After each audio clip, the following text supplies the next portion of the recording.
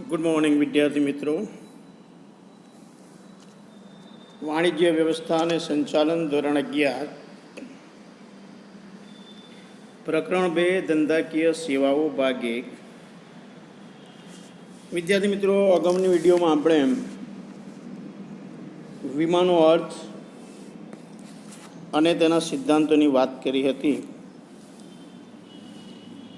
આજે આપણે વીમાના પ્રકારોની વાત કરીશું. વિદ્યાર્થી મિત્રો, તમે સ્ક્રીન ઉપર જોઈ શકો છો. વીમાના મુખ્ય 2 પ્રકારો છે.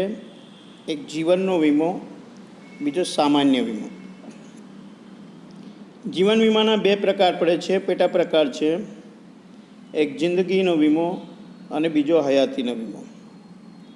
જ્યારે સામાન્ય વીમાના 3 પેટા પ્રકાર પડે છે, જેમાં માલની હેરફેરનો વીમો, આગનો વીમો અને અન્ય વીમાઓ. સામાન્ય વીમાના 3 જે પેટા પ્રકાર છે એ પૈકી માલની હેરફેરનો વીમો છે, એના પણ 3 પેટા પ્રકાર છે. તમે જોઈ શકો છો, દરિયાઈ વીમો, હવાઈ વીમો અને માર્ગ વીમો. જ્યારે અન્ય વીમાઓની અંદર નફા નુકસાનનો વીમો, સ્વાસ્થ્ય વીમો, લૂંટફાટનો વીમો, ઢોર ઢાંખરનો વીમો, રમતગમતનો વીમો, વાહનનો વીમો, શાખનો વીમો, ત્રાહિત પક્ષ માટેનો વીમો, છેતરપિંડી સામે વફાદારીનો વીમો, અકસ્માતનો વીમો, કુદરતી આપત્તિનો વીમો અને કામદાર વળતરનો વીમો, આમ જુદા જુદા પ્રકારના અન્ય વીમાઓ સામાન્ય વીમાની અંદર સમાવિષ્ટ છે. આ વીમાઓની હવે આપણે ચર્ચા કરીશું. સૌથી પહેલાં છે જીવન વીમો, લાઈફ ઇન્સ્યોરન્સ. આ જીવનનો વીમો જે છે એના 2 પેટા વિભાગ છે, કે જિંદગીનો વીમો અને બીજો હયાતીનો વીમો. જિંદગીના વીમાની વાત કરીએ આપણે, જેને અંગ્રેજીમાં કહેવાય હોલ લાઈફ ઇન્સ્યોરન્સ. જે વ્યક્તિનો વીમો લીધો હોય તે વ્યક્તિનું મૃત્યુ થાય ત્યારે તેના વારસદારને વીમા કંપની નક્કી કરેલી રકમ ચૂકવવાનું વચન આપે તેવા કરારને જિંદગીનો વીમો કહેવામાં આવે છે. વીમો ઉતરાવનાર વ્યક્તિ નક્કી કરેલ પ્રીમિયમ સમયના અંતરે અને આજીવન ભરે છે.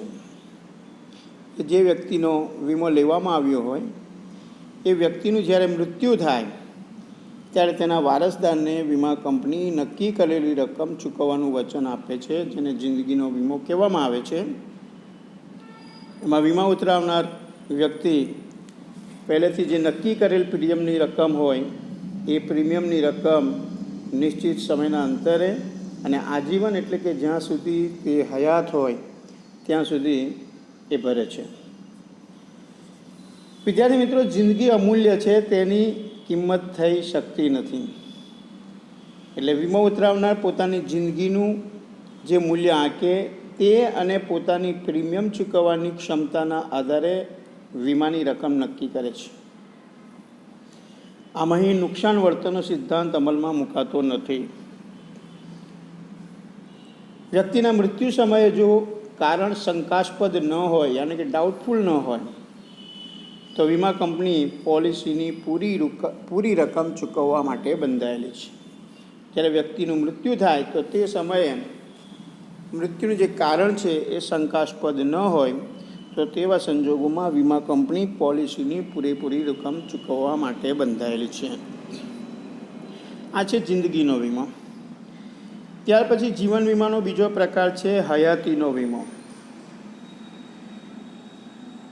એને આપણે સમજીએ કે વ્યક્તિએ નક્કી કરેલી વીમા મુદત પૂરી થાય ત્યારે તે વ્યક્તિને અથવા નક્કી કરેલી મુદત પૂરી થાય તે પહેલાં જો વ્યક્તિનું મૃત્યુ થાય તો તેના વારસદારને નક્કી કરેલી રકમ વીમા કંપની ચૂકવવાનું વચન આપે તેવા વીમા કરારને હયાતીનો વીમો કહેવામાં આવે છે.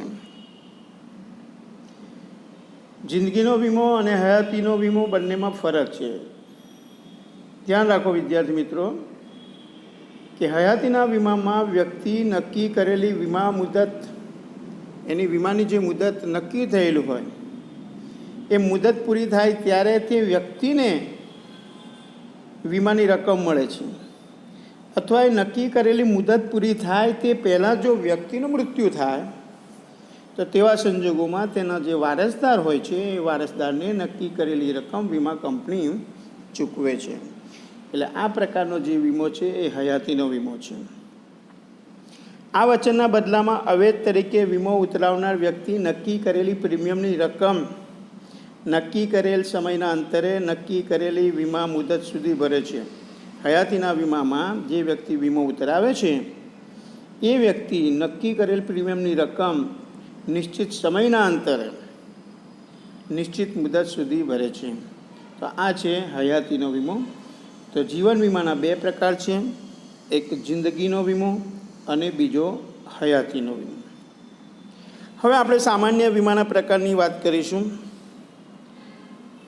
સામાન્ય વીમાના મુખ્ય 3 પ્રકાર છે જે આપણે આગળ જોયું. એક છે માલની હેરફેરનો વીમો, બીજો આગનો વીમો અને ત્રીજો અન્ય વીમાઓ. નંબર 1, માલની હેરફેરનો વીમો, ગુડ્સ ટ્રાન્સપોર્ટેશન ઇન્સ્યોરન્સ. વિદ્યાર્થી મિત્રો, તમે સમજો છો કે માલને એક જગ્યાએથી બીજી જગ્યાએ એટલે કે એક સ્થળેથી બીજા સ્થળે લઈ જતાં તેને પૂરેપૂરું અથવા અંશતઃ એટલે કે થોડું ઘણું નુકસાન થવાનું જોખમ હોય છે, નુકસાન થવાની શક્યતા રહે છે. આ અંગેના જે વીમા છે એ દરિયાઈ વીમો, હવાઈ વીમો, માર્ગ વીમો એટલે કે રેલવે અથવા રસ્તા વીમા તરીકે ઓળખાય છે.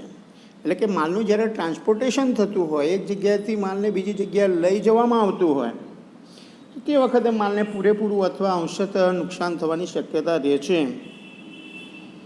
તો આ અંગેના જે વીમા છે એ 3 પ્રકારના વીમા છે. એક દરિયાઈ વીમો, બીજો હવાઈ વીમો અને ત્રીજો માર્ગ વીમો અથવા રેલવે રસ્તા વીમા. સૌથી પહેલાં આપણે દરિયાઈ વીમાની વાત કરીએ, જેને આપણે અંગ્રેજીમાં કહીશું મરીન ઇન્સ્યોરન્સ. દરિયાઈ માર્ગે માલ મોકલવાનું ઘણું સસ્તું છે, પરંતુ વિલંબકારી અને જોખમી પણ છે. જ્યારે દરિયાઈ માર્ગે તમે માલ મોકલો છો તે માલ મોકલવું સસ્તું છે, પણ એના માટે સમય લે છે, વિલંબ થાય છે અને જોખમી પણ છે, રિસ્કી પણ છે. 18મી સદી પહેલાં મોટાભાગનો આંતરરાષ્ટ્રીય વેપાર દરિયાઈ માર્ગે થતો હતો. પહેલાંના જમાનાની અંદર 18મી સદીની વાત અહીંયા કરી છે. તે સમયે મોટાભાગનો આંતરરાષ્ટ્રીય વેપાર દરિયાઈ માર્ગે થતો હતો. આથી આ દરિયાઈ વીમો એ સૌથી જૂનો અને સર્વવ્યાપી છે. દરિયાઈ વીમાની શરૂઆત લોઇડ્સ ઓફ લંડન નામની સંસ્થાએ કરી હતી અને આ સંસ્થાએ 325 વર્ષથી પણ વધારે સમયથી પોતાની વિશ્વસનીયતા જાળવી રાખી છે. તો સામાન્ય વીમામાં માલની હેરફેરનો વીમો એનો પહેલો પ્રકાર થયો દરિયાઈ વીમો. સેકન્ડ, હવાઈ વીમો, એર ઇન્સ્યોરન્સ. 19મી સદીના ઉત્તરાર્ધથી હવાઈ માર્ગે માલ મોકલવાનું શરૂ થતાં હવાઈ વીમાની શરૂઆત થઈ. 19મી સદી પછી 19મી સદીની ઉત્તરાર્ધમાં એના શરૂઆતમાં હવાઈ માર્ગે માલ મોકલવાનું શરૂ થયું અને હવાઈ વીમાની શરૂઆત થઈ. હવાઈ વાહન વ્યવહાર એ ખૂબ જ ઝડપી પરંતુ ખર્ચાળ અને જોખમી છે. આપણે જોયું કે દરિયાઈ વીમો એ સસ્તો છે, વિલંબકારી છે અને જોખમી છે. તો હવાઈ વાહન વ્યવહાર એટલે કે હવાઈ વીમો એ ખૂબ જ ઝડપી છે પરંતુ ખર્ચાળ પણ છે અને જોખમી પણ છે. આથી હવાઈ વાહન વ્યવહાર મારફતે કિંમતી અને ઓછા વજનના માલની હેરફેર થાય છે. હવાઈ વીમા મારફતે, હવાઈ વાહન વ્યવહાર મારફતે જે વસ્તુ ખૂબ કિંમતી હોય, અગત્યની હોય અને ઓછા વજન નહીં હોય એવી વસ્તુઓની હેરફેર થાય છે. દરિયાઈ અને માર્ગ વીમાની સરખામણીમાં હવાઈ વીમાના પ્રીમિયમના દર ઊંચા હોય છે. દરિયાઈ વીમો અને માર્ગ વીમો જે છે એ બંનેની સરખામણીમાં હવાઈ વીમો જે હોય છે એના પ્રીમિયમના દર ઊંચા હોય છે. હા, બીજો વીમો થયો હવાઈ વીમો. હવે આપણે વાત કરીશું માર્ગ વીમો અથવા રેલવે રસ્તા વીમો. માર્ગ વાહન વ્યવહારમાં જમીન માર્ગ અને રેલવે માર્ગનો સમાવેશ થાય છે. વિદ્યાર્થી મિત્રો, તમે જાણો છો કે જમીન માર્ગે તથા રેલવે માર્ગે માલની હેરફેર કરવામાં, એટલે કે માલને એક જગ્યાએથી બીજી જગ્યાએ લઈ જવામાં ઘણું જોખમ રહેલું છે. એમાં ખાસ કરીને ચોરી, લૂંટફાટ, માલ હેરફેરનું નુકસાન વગેરે હોય છે. તો આ જોખમોની સામે રક્ષણ મેળવવા માટે માલનો વીમો લેવામાં આવે છે. તો આ વાત થઈ માર્ગ વીમો અથવા રેલવે રસ્તા વીમાની. ત્યાર પછી બીજા નંબરનો વીમો છે આગનો વીમો, ફાયર ઇન્સ્યોરન્સ. માલ તેમજ મિલકતને ચોક્કસ રીતે લાગેલી આગને પરિણામે પૂર્ણ અથવા અંશતઃ નુકસાન થાય અથવા તો તે નાશ પામે તો નુકસાન વળતર આપવાના વચનના બદલામાં પ્રીમિયમનું અવેજ મેળવવાના કરારને આગનો વીમો કહે છે. વિદ્યાર્થી મિત્રો, આપ જાણો છો કે ધંધાની અંદર ઘણી વખતે આગ લાગવાને કારણે માલ કે મિલકતને નુકસાન થાય છે. તો આ રીતે માલ કે મિલકતને ચોક્કસ રીતે લાગેલી આગને પરિણામે પૂરેપૂરું અથવા અંશત એટલે કે થોડું ઘણું નુકસાન થાય તો નાશ પામે તો નુકસાન વળતર આપવાના વચનના બદલામાં પ્રીમિયમનું જે અવેજ હોય છે એ અવેજ મેળવવાના કરારને આગનો વીમો કહે છે. આગના વીમામાં વીમા યોગ્ય સિદ્ધાંતનો આગ્રહપૂર્વક અમલ થાય છે. વિદ્યાર્થી મિત્રો, આપણે અગાઉ જોયું વીમાના 4 સિદ્ધાંતો, એમાં વીમા યોગ્ય હિતનો સિદ્ધાંત. તો આગના વીમાની અંદર આ વીમા યોગ્ય હિતના સિદ્ધાંતનો આગ્રહપૂર્વક અમલ થાય છે. વીમો ઉતરાવતી વખતે તેમજ માલ મિલકતને આગથી નુકસાન થાય ત્યારે વીમાદારનું માલ મિલકતમાં અચૂકપણે વીમા યોગ્ય હિત હોવું જોઈએ. એટલે કે જ્યારે વીમો ઉતરાવવામાં આવે તે વખતે અથવા માલ મિલકતને જ્યારે આગથી નુકસાન થાય તો તે વખતે વીમાદારનું માલ મિલકતમાં હિત હોવું જોઈએ. આ થયું આગના વીમાની વાત. ત્યાર પછી છે અન્ય વીમાઓ, અધર ઇન્સ્યોરન્સ. વિદ્યાર્થી મિત્રો, વીમાના વ્યવસાયની અંદર વિવિધતા આવવાના કારણે, વૈવિધ્ય આવવાના કારણે વીમાના અનેક પ્રકાર અસ્તિત્વમાં આવ્યા છે. દાખલા તરીકે ગાયક, સિંગર, એના ગળામાંથી સૂર માટે વિશિષ્ટ વીમો, વાહનોના વપરાશથી અન્યને થતા નુકસાનનું વળતર આપતા ત્રાહિત પક્ષનો વીમો, થર્ડ પાર્ટી જેને કહીએ, કામદારના વળતરનો વીમો, શ્રમિકો માટેનો વીમો, વિદ્યાર્થી સમૂહને થતા સામાન્ય અને સામાજિક નુકસાન વળતરનો વીમો, ડાક્ટરી સેવા શુશ્રૂષા કરાવવા માટેના વળતરનો વીમો, ધંધો બંધ રહેવાથી નફામાં થતા નુકસાન માટેનો વીમો, કર્મચારીઓ દ્વારા થતી છેતરપિંડી માટે માલિકોને થતા નુકસાન સામે વળતરનો વીમો, અને રમતગમતની સ્પર્ધાઓ કુદરતી કે અકુદરતી કારણોસર યોજી ન શકાય યા મુલતવી રાખવી પડે તો તેનાથી થતા નુકસાન સામેનો વીમો. આમ અનેક પ્રકારના વીમાઓ અસ્તિત્વમાં છે. તો વિદ્યાર્થી મિત્રો, આ વાત થઈ વીમાના પ્રકારની. હવે આપણે વીમાના ખાનગીકરણની વાત કરીશું. ભારતમાં વીમાની શરૂઆત ખાનગી ક્ષેત્રથી થઈ હતી. એટલે કે વીમાની શરૂઆત પ્રાઇવેટ સેક્ટરથી થઈ હતી. ભારતમાં બ્રિટિશ હકુમતના કારણે ઘણી બધી વિદેશી વીમા કંપનીઓએ પણ ભારતમાં વીમા કાર્યની શરૂઆત કરી. 1947માં આપણો દેશ આઝાદ થયો તે પહેલાં અંગ્રેજોનું રાજ હતું, બ્રિટિશ હુકુમત હતી, અને બ્રિટિશ હુકુમતના કારણે ઘણી બધી વિદેશી વીમા કંપનીઓએ ભારતમાં વીમા કાર્યની શરૂઆત કરી. અયોગ્ય વેપારી રસમો આચરવામાં આવતી હોવાના આક્ષેપોના કારણે આ જે કંપનીઓ, વીમા કંપનીઓ હતી જે વીમા ક્ષેત્રમાં કામ કરતી હતી, એમણે અયોગ્ય વેપારી રીત રસમો આચરી એવા આક્ષેપો આવવાના કારણે 19 જાન્યુઆરી 1956ના રોજ વટહુકમ દ્વારા જીવન વીમાના ધંધાનું રાષ્ટ્રીયકરણ કરવામાં આવ્યું, એટલે કે નેશનલાઇઝેશન કરવામાં આવ્યું, અને ભારતીય જીવન વીમા નિગમ, જેને અંગ્રેજીમાં કહે છે life insurance corporation of India, એની સ્થાપના થઈ. આમ જીવન વીમા ક્ષેત્રે ભારતીય જીવન વીમા નિગમના 71 ઇજારાની શરૂઆત થઈ. LIC શોર્ટ ફોર્મ છે, એનું ફૂલ ફોર્મ યાદ રાખવું, life insurance corporation of India. સામાન્ય વીમાની શરૂઆત ભારતમાં બ્રિટિશરો દ્વારા થઈ હતી.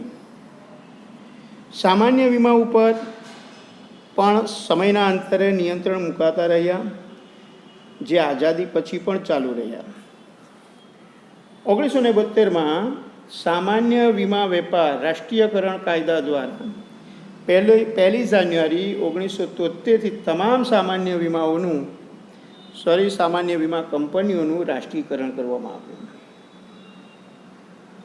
1 જાન્યુઆરી 1973થી તમામ સામાન્ય વીમા કંપનીઓનું નેશનલાઇઝેશન એટલે કે રાષ્ટ્રીયકરણ કરવામાં આવ્યું. વીમા ક્ષેત્રે જે કંપનીઓ કામ કરતી હતી એ વીમા ક્ષેત્રની કામગીરીની સમીક્ષા કરવા માટે એક સમિતિની રચના થઈ અને આ સમિતિના અહેવાલના કારણે ભારત સરકારે વિદેશી વીમા કંપનીઓને ભારતીય કંપનીઓ સાથે સહયોગમાં વીમાનો ધંધો કરવાની જોગવાઈ કરી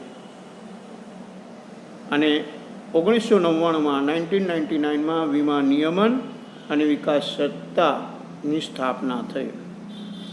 તો હવે આપણે વીમા નિયમન અને વિકાસ સત્તા, જેને અંગ્રેજીમાં શોર્ટમાં IRDA કહે છે, એનું ફૂલ ફોર્મ છે insurance regularity and development authority. I for insurance, R for regularity, D for development and A for authority. વીમા નિયમન અને વિકાસ સત્તા, જેને આપણે વાત કરીશું. તો વીમા નિયમન અને વિકાસ સત્તા એ ભારતની સર્વોચ્ચ સ્વાયત્ત કાયદાકીય સંસ્થા છે, જે વીમા ક્ષેત્રના નિયમન અને વિકાસનું કાર્ય સંભાળે છે. IRDA એક્ટ 1999 દ્વારા 1999ની અંદર IRDA એક્ટ અસ્તિત્વમાં આવ્યો. એના દ્વારા ખાનગી વીમા કંપનીઓ માટે વીમા ક્ષેત્રના દ્વાર એટલે દરવાજા ખોલવામાં આવ્યા અને આવી ખાનગી વીમા કંપનીમાં વિદેશી સીધું રોકાણ, વિદેશની જે કંપનીઓ હતી વીમા કંપનીઓ, એનું સીધું રોકાણ 26% સુધીની મર્યાદામાં કરવા માટેની મંજૂરી આપવામાં આવી. વિદેશી સીધું રોકાણ, જેને અંગ્રેજીમાં ફોરેન ડાયરેક્ટ ઇન્વેસ્ટમેન્ટ કહેવાય, એને શોર્ટમાં FDI કહેવાય.